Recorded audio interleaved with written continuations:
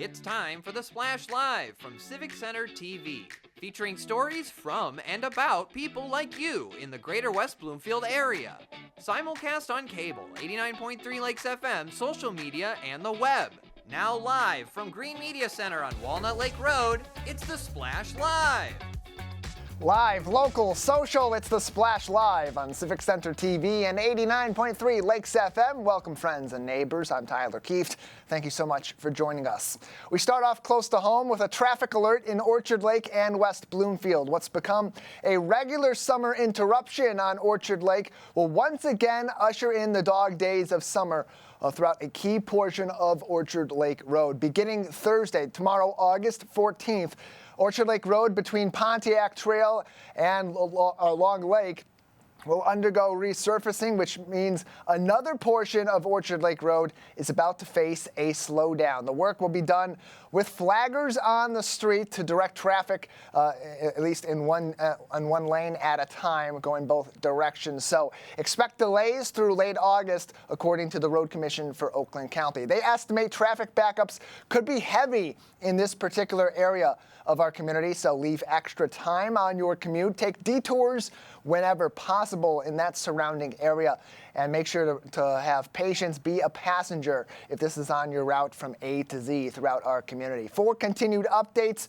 on this project and others on Orchard Lake and other areas throughout Greater West Bloomfield, you can follow the Road Commission for Oakland County. Scan the QR code on your screen from this traffic alert from the Road Commission for Oakland County. Follow them on Facebook at RoadComm, that's Road, C-O-M-M, or follow their website for more information on traffic updates across Oakland County. That is rcocweb.org. We're just over 2 weeks away from the opening night of the football season at West Bloomfield High School, when the Lakers will take on the Tractors of Dearborn-Fordson. Close to home in the OAA Red Division, expect another grind of a season ahead where any of the 5 teams could come out as eventual champions of this league. That following an exciting, historic photo finish at the end of the 2024 regular season. That had some major playoff implications. At the recent OAA Football Media Day, I had a chance to speak to the Orion Neighborhood Television's Sammy Termina, the host of the OAA Now podcast, for an outlook on the Lakers' competition in 2025. As we look at the season for your Lake Orion Dragons, for our West Bloomfield Lakers, the OAA Red, again, one of the toughest divisions in the state of Michigan. What are you expecting from the Red in 2025 after what was arguably the most competitive season ever in 2024? You know, I still call this the group of death. I mean, like, you think about in soccer terms, I mean, that's basically what it is. I mean, like, you really look at it. You know, every team's got a strength, every team's got a weakness. When you look at, of course, this division, I mean, like, you look at West Bloomfield, I mean, they remind me almost similar to North Farmington, especially with Jamal Shakespeare playing the role of Terrence James. And then you look at a team like Oxford, obviously Jack Hendricks back. Clarkston, we know, has got they're loaded. They got a lot of players back, but I still got concerns about that defense. Lake Orion, this Lake Orion team reminds me of the team I was on back in 2005 when we won a we won a district championship and we beat Clarkston twice in 1 year. So, you know, this Lake Orion team, I mean, like, you know, they're pretty much under the radar. One of the most unknown that people need to know about. Do you think there's any one team in this division that does stand out? It could be that team that we look toward later on this season with West Bloomfield and say, that's going to be probably the toughest game on the schedule. You know, last year, Oxford was predicted to finish last, and they won the division. So you kind of think about you can't really, I mean, any of these 5 teams can win this division. I mean, like, you look at the talent in this division, I mean, like the schedules that everybody has, it would not surprise me that all 5 teams in the Red make the playoffs this year again. And I think that's really what I think is going to happen. And you know what I mean? And I really think with that team that with all 5 of these teams, there's no doubt in my mind I think these 5 teams will make the playoffs. As Laker Nation gets ready for Week 1 on August 28th and hopefully another really exciting season of Laker football, from your research, from all your conversations with Coach Hilbers and other teams throughout the OAA, what do you think Laker fans should be most excited about as they look forward to their football team in 2025? Well, obviously Jamal Shakespeare is He is a gifted athlete. There's no doubt about that. I really think if you look at West Bloomfield, the strength of this team is going to probably be their athleticism. Their defensive secondary is very good. They got a very good. The only concern that I have West Bloomfield is the depth up front. Obviously, you got some good linemen there, but if they get hurt, that could spell trouble. Also, Jackson Carver. He's a quarterback that I think a lot of people need to know at West Bloomfield. I know last year he got hurt and didn't play his JV year, but he's back. He's going to be, when I put it this way for West Bloomfield, if Jamal Shakespeare has to play quarterback this year, that's a problem. And I'm not being mean to you, because West Bloomfield is almost eerily similar to North Farmington when you look at North Farmington and, with Terrence James over there. So I really think if for West Bloomfield, for them, the key for them is staying healthy. And if they stay healthy, there's no doubt this is a playoff team. But I just think, when you look at the division, it wouldn't surprise me that whoever gets out of that division is going to probably have at least 3 losses.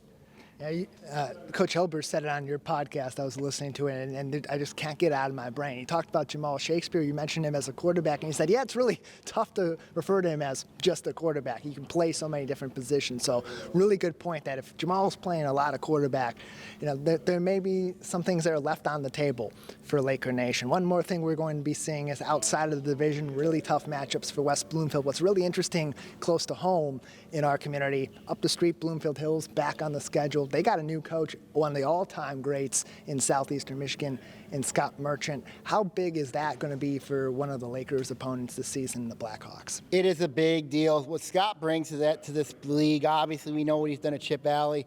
Obviously he was at UD Jesuit for a time, and then of course obviously at Lawrence Tech. But what Scott brings is he's going to bring accountability. He's going to bring results there. Now, I don't know if it'll happen this year. When you look at Bloomfield Hills, considering the division, they're in the blue. But I really think what Scott's going to do, and they got program strength, and that program strength's a big deal there. So it wouldn't be long, I think, until for the Battle of Bloomfield, is going to be right back in the thick of it again. It will not be very long. One of the great rivalries in southeastern Michigan, been a little bit dormant over the past decade or so.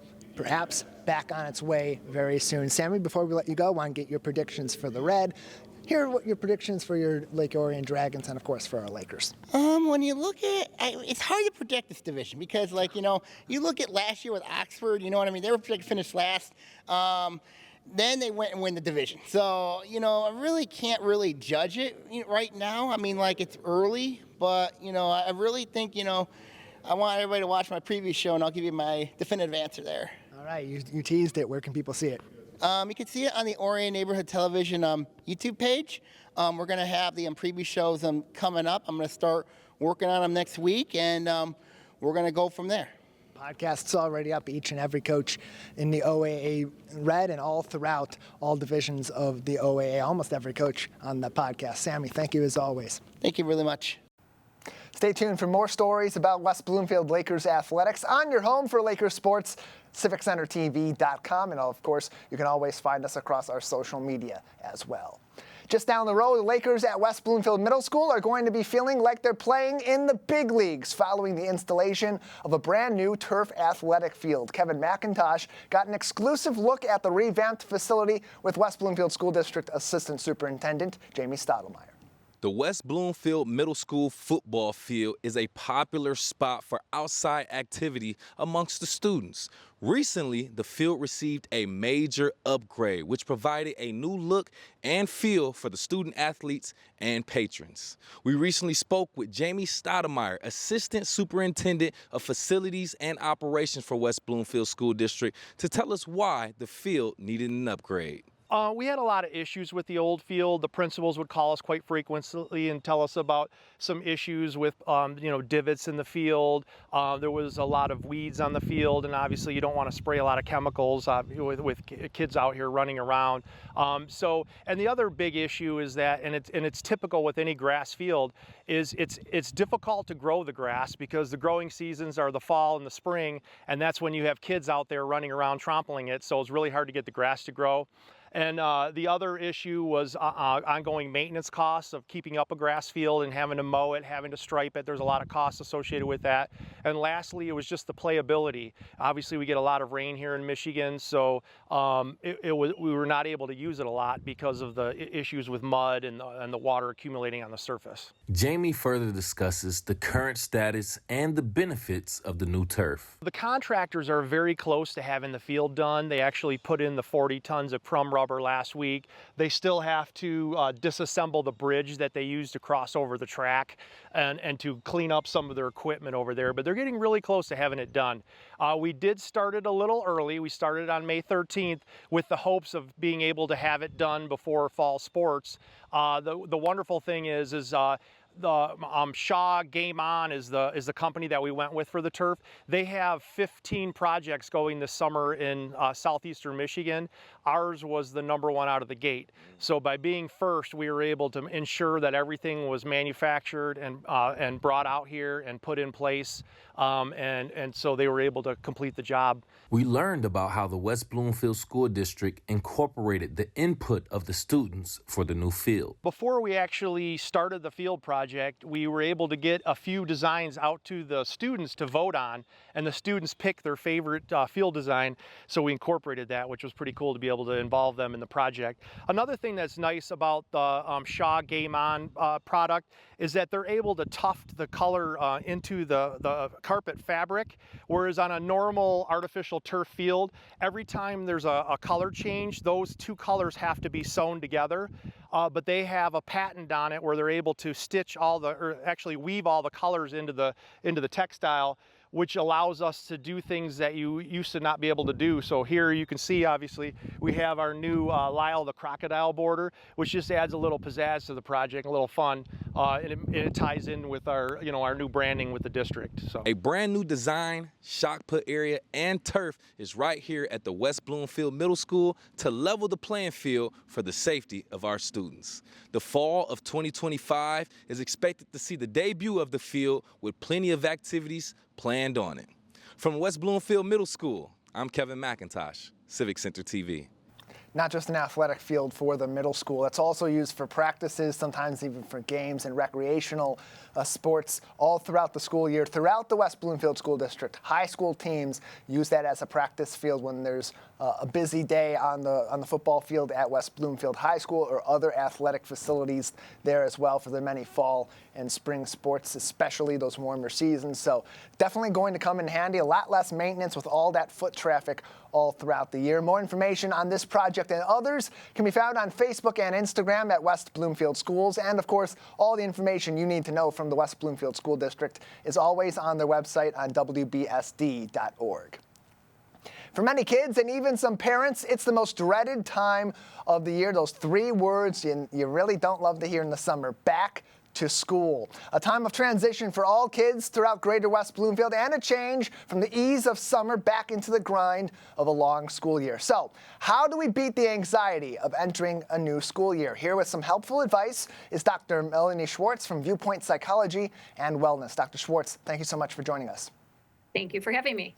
Glad to have you on to talk about this. We're still, for some kids, a few weeks away as we're doing this on the live show today. And for others, they may be watching this in the days or even the day before the school year begins. So as we ease out of the summer and we get toward the first day of school, what are some steps that parents and kids alike can take to sort of wind down the summer and get into school mode? Well, there's lots of things. I mean, we're doing it in my house right now. We're talking about it, making sure they're prepared, making sure they have their school supplies, making sure we're getting them back on a good sleep schedule, getting them into a little bit of a routine that they've been out of all summer. So, kind of scheduling their days a little bit more than they have been. They're going to bed whenever they feel like it and kind of spending probably more time doing things that they're not going to be doing during the school year. So kind of getting them back into, at least for both my kids, actually, their sports have already started for the school year. So that's one thing that they've gotten back into already. So that's been helpful to kind of get them ready for school that starts in 2 weeks. Making sure they have their school supplies, taking them to go get those, if that's something that you do, helps them feel like they have a little bit more control. Talking about lunch, talking about what are they going to want to take in their lunch, helping them have a little bit more control in the situation rather than, this is what's happening, this is where you're going, just deal with it. It's kind of giving them a little bit of the control in terms of helping them get more comfortable with the idea. Yeah, getting into that different mode of a little less free time, a little less ability to move your schedule around as it is. It's a lot more rigid when you go into the school year. Dr. Schwartz, there's different levels of this too, because kids of all different ages are going to be beginning the school year, whether it's elementary, middle, high school, or even those that are going off to college, university, or other schools for the first time outside of their K-12 education. Let's begin with the younger kids, especially those that are going to be going into kindergarten or into the grades for the first time. They're going to be going into their regular school day in their entire life, be away from their parents. So how do you make that transition? What's some advice in that case for parents that can help their kids and for kids as they get into this new routine?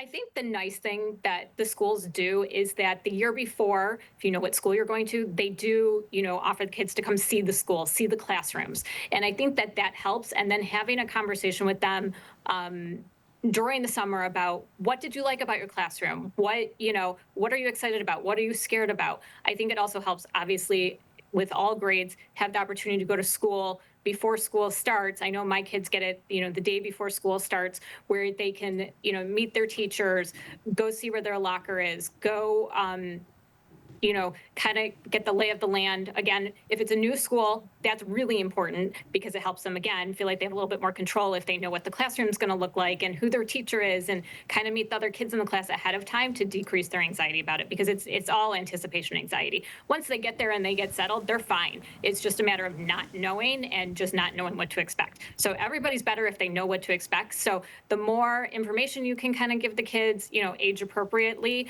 about what is kindergarten like? What are you going to be learning this year? What are you excited to learn? What's that going to be like for them? That's what's going to help the kids adjust and be comfortable. And especially for those younger kids going into school for the first time, it's that first extended period of time that they're away from their parents. Yes. And not just that, but on a regular basis too. Right. So for parents that are really close with their younger kids and they have those super strong bonds, what is some advice, especially in these days and weeks leading up to the first day, to help maybe separate that a little bit more and see, get the experience for those younger kids of maybe being away from the parents or being a little bit more independent in this way? Mm-hmm. I mean, definitely, I think it's different for different kids. Some kids are just going to go off and be perfectly fine and not look back. And they're ready and they're excited to go. And then there's the kids who have a little bit more separation anxiety because they haven't been away from their parents yet. And that, I think it might be important to, if they have some friends, maybe take them over to their friends' houses and let them have a play date over there without you around, or take them over to a relative's house, same thing, without you around, just to kind of get a little bit more comfortable and adjusted to it. It's still not going to be the experience of school, but it's something if you're used to, being with the kids all day long and it's something new.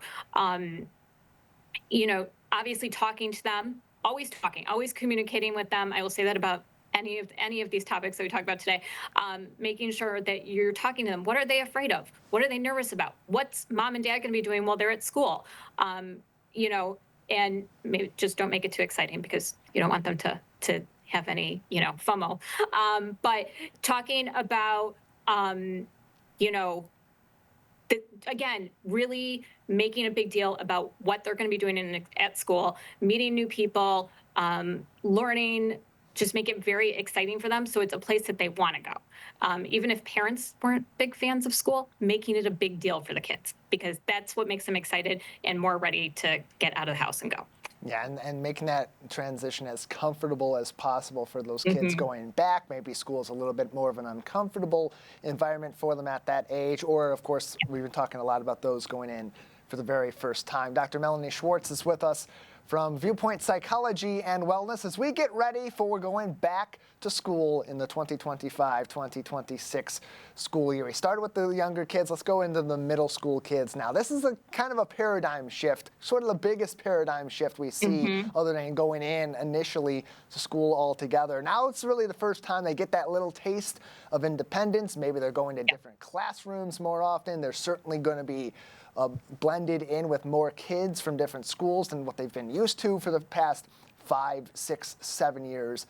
Before that, what's your advice on helping parents help their kids navigate that big change? Interestingly enough, sixth graders are usually very excited to go to a different school. They're ready. They had their big send off in fifth grade. They're done. They're ready to move on. They're ready to be the big kids in, well, the youngest in a bigger school, but they're ready to be big kids in a different school. Their biggest anxiety generally is around all the new kids and making new friends and what that's going to be like. Kids don't often have too many issues with switching classes. They're excited about it. The elementary school's done a good job of kind of prepping them, and even, again, took them over to the middle school to see what it was like, and they're ready to kind of have this new experience and be different from what elementary school was like. So most of these kids are very excited to go. Again, kids that don't like school, it's a little different of a story. Usually when there's a dislike of school, it's due to separation anxiety, fear of something's going to happen to the parents while they're gone, or, grades are a struggle for them. But they do often, when you ask those kids what they're excited about, it's about being able to see their friends. So, really hyping up the social piece of it all, even though I think everyone can agree, middle school is probably the most difficult years of the educational system socially, but the kids do get excited for it. So I personally haven't seen too many issues as part of the transition to middle school, because the kids are really, really excited about it. But again, as I've said before, I'll say it again, communicate with the kids. Ask them, even if they're not saying anything, even if they seem totally fine, just make sure you're talking to the kids. A lot of parents will say, well, if they're upset, I don't want to create some anxiety for them, so I don't want to talk about it. But it's more important to talk than not to talk. So just make sure, again, what are you excited about? What are you not excited about? How can I make it easier for you? What can we do ahead of time? So just so that the kids feel like they have more control, because that's what's going to make the transition easier for them.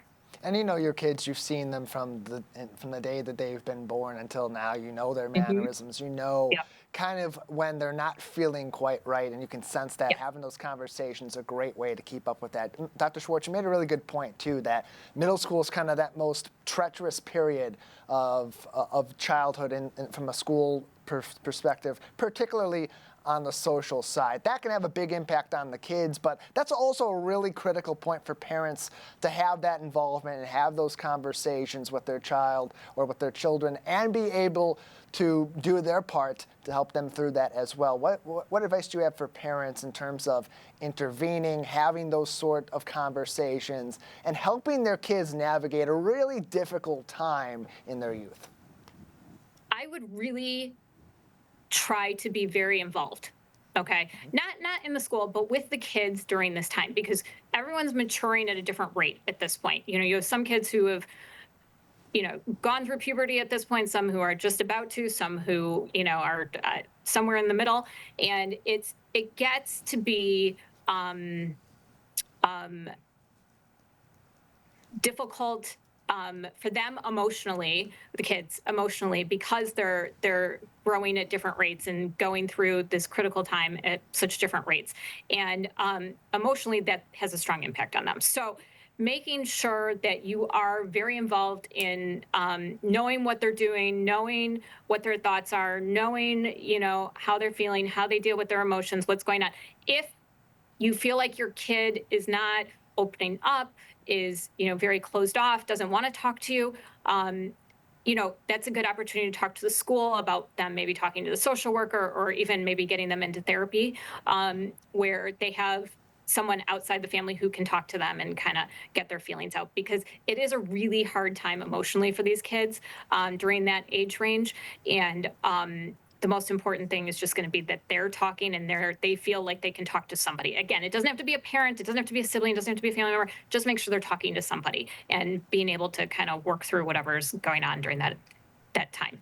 Dr. Melanie Schwartz is with us from Viewpoint Psychology and Wellness. More information and ways to get in contact with them, viewpointpw.com.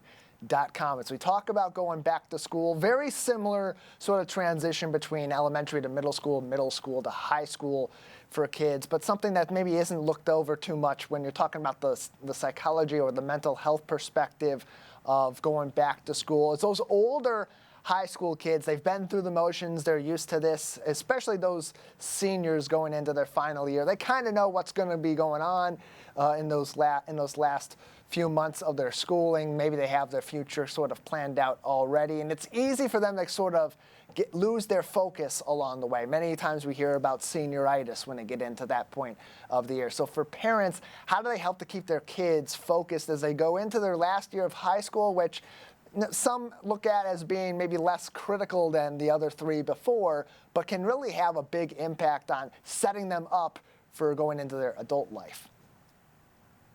So this is really tricky at that age, because they're going to push back. They think they know it all, and they don't want anyone telling them what to do, especially their parents when they're seniors. And parents are kind of knowing they still need to parent and they still need to navigate and kind of push the kids forward to get them to that finish line for whatever that looks like, if they're going to college or whatever that next step is for them. And it's kind of a struggle to figure out how to communicate effectively with the kids. So, there's different approaches to this. It could be completely hands off. You tell the kids, if they're going to college, what you have to do to get into the college that you want to get into, and have at it. And, be there for them if the kids need it, but let them kind of take the lead and prepare them for college a little bit, where you are going to be completely hands off. The other approach that I do see happen sometimes with, the kids who are struggling a bit more and they do need kind of somebody to lead them and guide them is, you want to be able to lead them, but again, it's also this struggle of hands off because, they don't want to be told what to do. So it's kind of how you talk to them is really the key, not what you're saying to them. You're saying the same things to them. You're saying, hey, okay, this is what you have to do. This is when you have to do it. This is where you have to be. Whatever it is that you guys need to talk about, you have to get these grades. You have to, work on your college applications, all of those things. It's just a matter of how you're saying it to them. And if you're saying it to them in a very not controlling way, I guess would be the right way to say it, but kind of like, okay, here's your list. Let's look at it. Let's kind of go through it, but kind of stand a little bit more standoffish than maybe you have been in the past. Then they're going to be more likely to do it. None of these kids, seniors, do not want to be told what to do. They don't. So make sure how you are saying something is the most important. It's not what you're saying, it's how you're saying it. And I guess that's the key to kind of get through senior year, because they are really ready to go and get out of the house and they're focused on college. And again, that senioritis thing does kick in probably more second semester than first semester, because they still got to get into college first semester. But it's there, and there might have to be a little bit of kind of just, I don't want to say walking on eggshells, because I don't want anyone ever walking on eggshells, but kind of just like how you approach it is key. So. Yeah, kind of that point where you start to remove your hands from their shoulders, guiding them in the right direction, and kind of just walk alongside them and occasionally give them a tap on the shoulder and say, hey, maybe a little bit more this way. And just let them know you're always there for them. You are there to support them however they need it, but you gotta step back a little bit to get them ready for that next stage. Dr. Schwartz, we thank you for being with us. One last question for you. It's also a big time of transition for parents whose kids are now through high school, they're through their K-12 education, maybe they're going into the workforce, maybe they're going to a trade school, they're going to a college or university. That independence is pretty much up to about as close to 100% or at 100% for many of these kids. That's a big transition, particularly for the parents, on top of course, being one for the kids. So for parents that are experiencing this for the first time, letting one of their kids, maybe their only kid, out of the nest and into their own independent life, how do they navigate that transition in a way that is both beneficial, of course, to their child, but also isn't going to be necessarily a major source of anxiety for them that can take a toll on them as individuals or them as co-parents potentially as well? I think, it's important to realize it's a grieving process. Yeah. So it usually starts senior year. And, once the kids get accepted into college or they've discussed, what that next step is and if they're going to trade school or they're starting a job, whatever it might be, or they're moving away, whatever it might be, that's when the grief process starts. And for parents to realize that it's a process and, acknowledge your emotions about it. That's key. Okay. Because it's a complete transition that you haven't had for 18 years of this child's life. This is new, whether it's, the first child or the last child, somewhere in between, it is still going to be a big change to your life of not having, a child who's now an adult and moving on and starting this new step where you are no longer that your parenting role changes. It looks completely different after that stage. And so talking about it with, the co-parent, how are they feeling? How are you feeling about it? Talk to the kids. How do you want to be parented moving forward? Okay, because what you think it might look like versus what they expect it to be might look totally different. So have that conversation with the kids. As far as parents getting through it, if the kids who are going to college, and let's say you're an empty nester, it's going to be important for you to plan what your life is going to be like. Okay, what is that going to look like? How are you going to move forward without kids in the house? I think I've said this before in the past when we've talked about this, but my sister-in-law did this before, and she's done it every year now that she's an empty nester. She takes a trip once the kids are off to college. That way she's not sad. She's enjoying herself. She's going and doing her thing, and then she comes back and she can kind of reintegrate and figure it all out. But she did something enjoyable and can distract herself for a while instead of sitting at home and feeling sad that nobody's in the house right now, that's been great for her.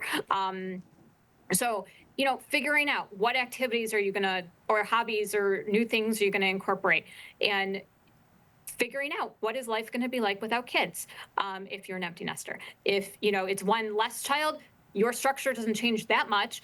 You still are going to be taking kids to school or whatever you have to do and, still parenting quite a bit, but it's still going to be different without the one child.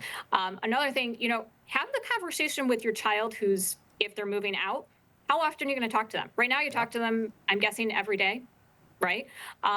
Multiple times a day. But when they move out, how often do you expect to talk to them? Because that can be a factor too, where you're expecting to talk to your kid just as frequently, but the kid is like, oh, I'm good once a week, once a month, whatever it is. Have these conversations ahead of time so that you can prepare. Just like any other transition that's happening, going to school, as much as you can prepare, the better off everyone's going to be. Got to get the kids ready to go back to school. Parents, got to get yourself ready to go back as well. Dr. Schwartz, always appreciate your advice, especially when we have something like this that has a careful balance for everybody involved going back to school. Thank you so much. Absolutely.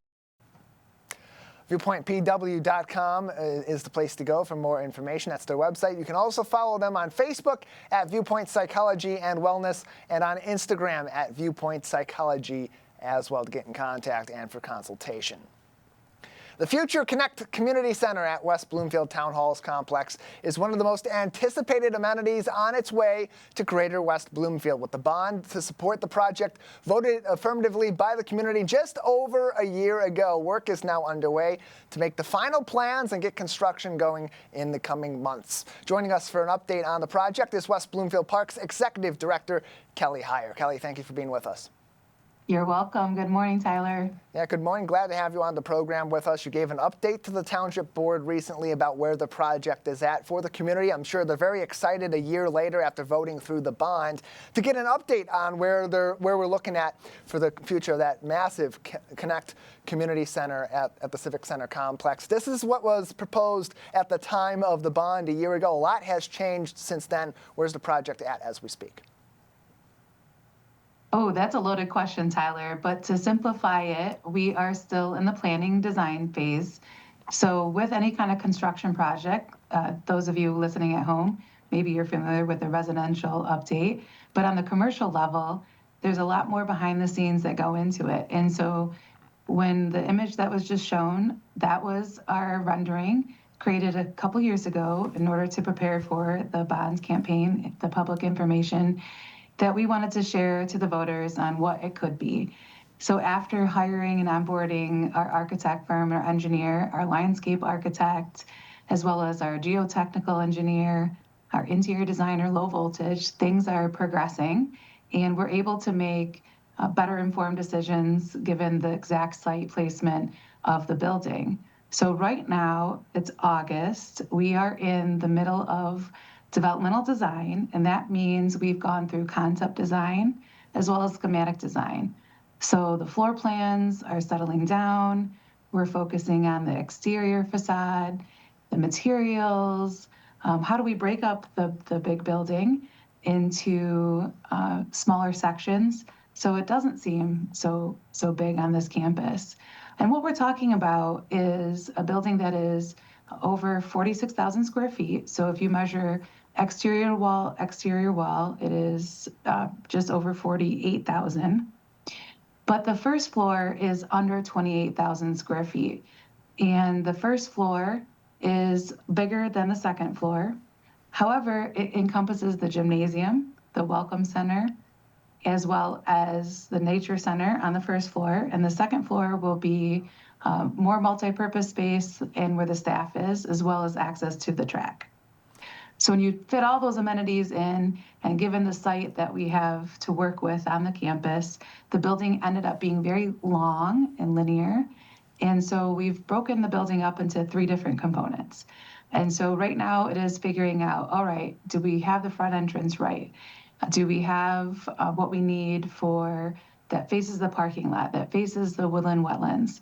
And so making all those decisions and making it so that it is, we have the ability to talk about it internally as staff and figure out operational and maintenance-wise, what is the best approach to these different sections. So there's a lot of discussions behind the scenes, Tyler, a lot of intentional meetings. We have a lot of different agendas, different of our consultants behind the scenes having those conversations every day. And then professionally, we report to the commission, staff does. And so then we take all of these decisions that staff is recommending to the commission level. Park Commission has a conversation, discussion, approve what they need to. And then it's what you're referencing Monday night is Park Commission does report monthly to the Township Board on this project because it's a partnership. We have different authority that the Park Commission is allowed with statute, what we can decide ourselves and what we need to take to Township Board. And budget is definitely one thing. Statutorily, we need to report to the township. So that's a long-winded answer, but to very specifically, we are still settling in the design phase and making decisions that with our professionals that we've hired for this project. And economically, that's the most sound thing to do because you want to make sure you have a pretty concrete plan come your January 2026 estimate for starting the construction phase of this project, especially where we're at in our economy with tariffs and with the supply chain still very much affecting the overall cost of this project and wanting to stay within budget. But Kelly, some of the concepts that were really critical to the design phase and continue to be in this design phase: respect for nature, biomimicry, community outreach, most importantly, being a good neighbor. Those all kind of encompass themselves in some of the key changes to the plan that came into the most recent presentation at the August 11th Township Board meeting. Previously, it was conceptualized to maintain at least a portion, if not the entirety, of the current Recreation Activity Center in the plans for the future Connect Community Center. Now that's different. That building is currently under this plan going to be demolished, mostly to make space for the building to, again, fit that footprint on the Civic Center complex, but also, most importantly, to allow that footprint to be minimally effective on the nature surrounding that building. That was a really critical part and continues to be in your planning phase, correct? Well said, Tyler. So if you want to show back that rendering or put the rendering back on the screen, on the green side, the west side of the site plan, we are taking down the building. So 3/4 of the building can be put back to nature. What we've noticed is this campus, we need a gathering space. And right now, for example, we have Food Truck Tuesdays that happen in between us and the library, but the food truck has to be parked in the parking lot, and it is not the best design for that. So we're making more intentional gathering space outside our building, and that's to celebrate nature. The trailhead is right there. Our outdoor natural area, play area will be expanded, and it's going to be a better user experience in nature. And we needed to put back more green space on the west side.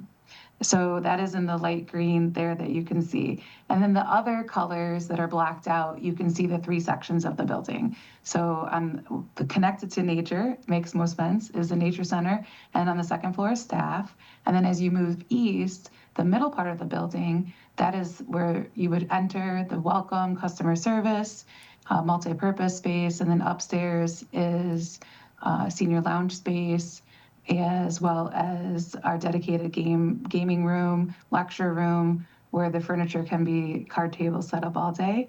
And then the east side of the building, where it is the high school gymnasium, high school size, and that gets you bottom floor where you can do pickleball, our larger group fitness classes, and then the elevated track will be directly above it. And so that is a big space. So if you look on the floor plans, the gymnasium, the track is 1/3 of the building. And so that's where a ton of square footage had to go in that direction. So that's just under 10,000 square feet itself on that right-hand east side of the building. Yeah, a lot of recreation space still planned in this building. A lot of those original amenities that were proposed, that were discussed pre-bond and were ultimately agreed upon by the township's electorate, still going to be a factor in this. That's what most people on the day-to-day listening today, watching today, or in the future on CivicCenterTV.com want to know about. All these changes, of course, affect the space that these programs will ultimately be in. So what are we looking at right now in terms of where these plans are at, what's sort of been changed, and how those spaces for these amenities are being affected by some of these modifications in the plan at this stage of the process? Right. So price has to drive much of our discussion. So as you heard in our budget update, both with the Park Commission and Township Board, consideration for tariffs and still putting in a good contingency. We are spending more than we anticipated within the bond dollars, so that warrants a discussion for the other projects we still want to accomplish. So with that said, we still aren't getting exactly everything we want. In fact, the question came up the other night, would you build a bigger building if you could? Absolutely, because we know the residents deserve all the public, multi-generational, recreational and leisure space indoors. But we've had to make some decisions. So we made a couple slices through the building, so it's still going to be very user-friendly. The square footages of the multi-purpose spaces are still great spaces, better than what we have right now. And so if you're at the Recreation Activity Center, that building, the entire building with staff is 8,400 square feet. So if you keep that into context, with the nature center that we currently have and the 2 multi-purpose rooms, we're doubling in the public space as far as square footage, plus adding the gymnasium. So we're still able to have group fitness, Tyler, the lectures, card gaming, the discovery days in the nature center, all of this, and it's going to be better spaces. So right now, unfortunately, you do look at the parking lots. It's very limited windows that we have both here at the recreation activity and the current Connect building that we rent at Simsbury. So we've been able to maintain those square footages. We had to reduce on storage, which goes against our principle in Parks and Recreation, because we just don't like the clutter and the equipment and supplies sitting out. So we've made some really smart decisions how we can do that better. And then we've had to, again, minimize a couple square feet on some of the multi-purpose rooms, but we've still maintained everything we promised, plus done better on our circulation in the hallways, the corridors, and we've done better on delivering the requested additional seating and lounge space, like the drop-in space that we heard through our stakeholder conversations that everybody did desire. So we're trying to listen to the residents, still incorporate their ideas and what's important to them. Our instructors are critical in this process, getting their buy-in. But all in all, we've been able to maintain all of those things that we've been able to adhere to. The other great thing is that our landscape architects we've hired have come up with some really creative spaces outside that the campus and our residents are going to be able to use. It's going to be really exciting. We're in the middle of our design development phase. So soon, and we were hoping by the end of the summer, we'll start showing some more of those renderings, all the sides of the building, including some interiors. So stay tuned. Civic Center TV, you'll be the first to know to help us roll out our public update on the building. But we've still got to go through the next couple of weeks and crunch down, make sure that we're getting this right. The rendering that you do see that you've used, that we used in the presentation, is from June. So we've made significant modifications to that. And again, it is based on stakeholder feedback. And we want the people using this building and the staff operating it to be really satisfied to be able to deliver the next 30 years on recreation and leisure services. Yeah, you want to get this right. You're consolidating all of those different facilities that house staff for West Bloomfield Parks, of course, Connect Senior Center, all that recreation space and more to make this a great amenity centralized at the Civic Center complex. Kelly Heyer is with us, the Executive Director of West Bloomfield Parks, with updates on the Connect Community Center project currently underway right now. They're in the planning phase still, hoping in the coming weeks to have more of these plans locked down, start getting into the permit phase as we get into the fall. And the goal still by the turn of the year 2026 to begin construction on that project. Kelly, a couple more questions for you. It's really important in this also, and you mentioned it briefly earlier on, keeping in mind that this bond was not only for the Connect Community Center, but also for really important projects, kind of smaller projects in scope, but very, very, very important maintenance projects for going forward at some of our parks, including Marshbank. So how much of a factor does that also play, especially on the financial side, the planning side, to make this great, extensive building, but not take away from the necessity to still do these other projects? That's a great question. And to answer that, I want to touch back on the budget process for the building. And if those of you listening at home go back and listen to both Park Commission updates for July, as well as the Township Board update I just gave in August, you'll hear me reference to 3 phases of the budget. So when it comes to this big community center project, we have budget check-in points after each phase of our design. So the next couple weeks, we'll be receiving the design set from our architects and engineers on the design development phase. And so we'll be working with our cost estimators to check in. Are we still on track with the estimated now at $24.5 million for the budget? And that still includes the contingencies. So then what happens to the other projects, Tyler, to your question, what is our approach there? And with Parks and Recreation, we are project managing all day long, whether it's events, all the enhancements that you've seen the last 55 years with West Bloomfield Parks. So we've, for example, you'll heard me reference when we built Lily Pad Springs. That was a budget that we had saved up for and a project that we knew we were funding internally with prior year funds, as well as the taxpayer dollars that come in. And so that's the same approach that we tackle our capital improvement projects. And we have a 10-year plan that is a rolling plan where we take and look at the park system as a whole, figure out what is our deferred maintenance, what are the enhancements we want to add to, the amenities we add to, what kind of park property do we want to acquire, and all of that is into our CIP project discussion. So with the pickleball courts at Drake Sports Park, the Marshbank Park paving project, as well as the playgrounds we've talked to, the Marshbank paving was the first thing on the list, and we did commence that project August 1st. And the great news about that, when we went into this paving project, we knew it was a 3-year phase, and we had estimated $1 million for each phase. Going off of Drake Sports Park, we had just done that park. And we were really lucky on our bidders. The entire project will be $1.9 million.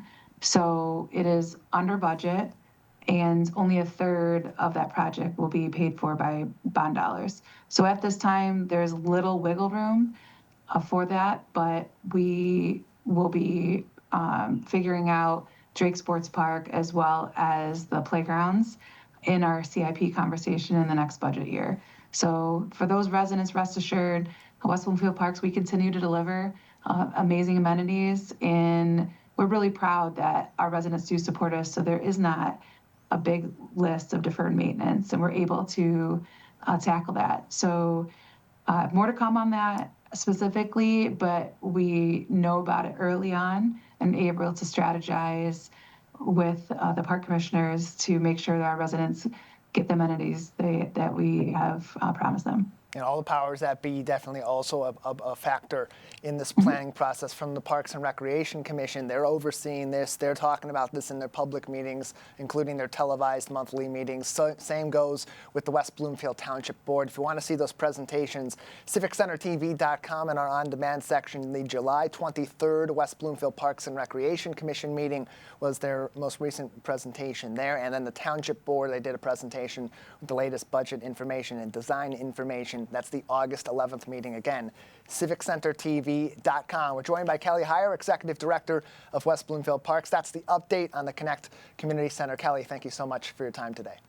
Great questions, Tyler. Happy to be on. Glad to have you on, and thank you very much for that update. WBparks.org is the place to go for more information on the Connect Community Center project. You can also follow them for even more progress reports and updates from across the park system, including all their interesting programs all throughout the summer, fall, and the winter, and then later on in the spring as well. WB Parks on Facebook, WB_Parks on Instagram.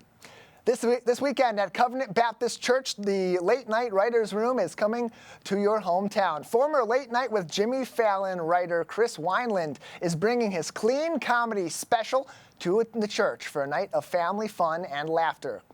Chris joined us recently on the Splash Live for a special preview of his presentation coming to Covenant Baptist Church this weekend. Chris Wineland, thank you so much for being here. Hey, thanks for having me, Kevin. I appreciate this. This is cool. No, we appreciate you being here, man. I'm already feeling your energy. I love it. And thank you for coming to West Bloomfield, bringing your comedy. And with that being said, let's start off with your energy, man. What kind of energy are you hoping to bring right here to Covenant Baptist Church in West Bloomfield on August 16th? Well, I'll be honest with you, Kevin. I drink about 300 cups of coffee a day. So that's the energy you can pretty much expect. I'm a morning person. But even at night, I'm coming at 7 p.m. at night, and I'm going to be wired. I'm going to be excited. The energy is a little relatable, little fun. And I walk into places, and usually people are like, I have a feeling he's a comedian. So that's the vibe I'm going to be bringing. Yeah, and that is kind of crazy that you mentioned, because you do have that comedic energy, that upbeat, that fun, that funny, and I can feel that even through our virtual conversation as well. We're expecting families and life groups to come out to the church and to indulge in your comedy as well. So how does that type of community engagement actually tailor or shape the way that you actually perform in these local settings? Yeah, so this is what's cool is my comedy is just relatable comedy. So family members come, people that love to go to church come, but then people that have like never been into church, but they've seen me on Dry Bar Comedy, or I used to write for Late Night with Jimmy Fallon, a bunch of other TV shows. They'll come in and just have a lot of fun with me because I do relatable comedy. So that's kind of the biggest thing is you'll be able to walk in, you get inspired a little bit. I share some of my story, but it's all weaved in with jokes, and so we really have a lot of fun. Families, everybody can come in, and it's going to start at 7. You can even get VIP tickets, which I think I just give you a candy bar for that, so it'll be fun. All right, just a candy bar, but that's still a great thing to add on to the comedy that we'll be receiving as well. That's right. hilarious. That's right. I'll take that, man. I'm gonna be honest with you, but I want to speak on what you just said too, though, right? Working with Late Night with Jimmy Fallon, that's an incredible feat and part of your journey as well. So in that journey, how do you feel like performing, for these faith-based venues, even to writing Late Night with Jimmy Fallon? How's that evolved how's your comedy evolved since then? Yeah. So I mean, that was so long ago. I was like 19. So I've been doing stand-up 17 years, and my mom got me into it. She, usually a parent wants you to be a lawyer or a doctor. My mom wanted me to be broke. And so I was like, all right, fine, and I loved it. And I did 200 shows my first year. And then year 2, I got hooked up to do what was called a fax writing at the time, which doesn't exist anymore. But you work on monologue jokes for the show. And so I was able to do that, which was fun. And then that snowballed into a bunch of writing for TV shows. But I just always loved stand-up. I think there's just something to say about you being in front of a bunch of people and having a moment together. And like, if you were to come to my other shows that are going on tour this, I start my tour this Friday.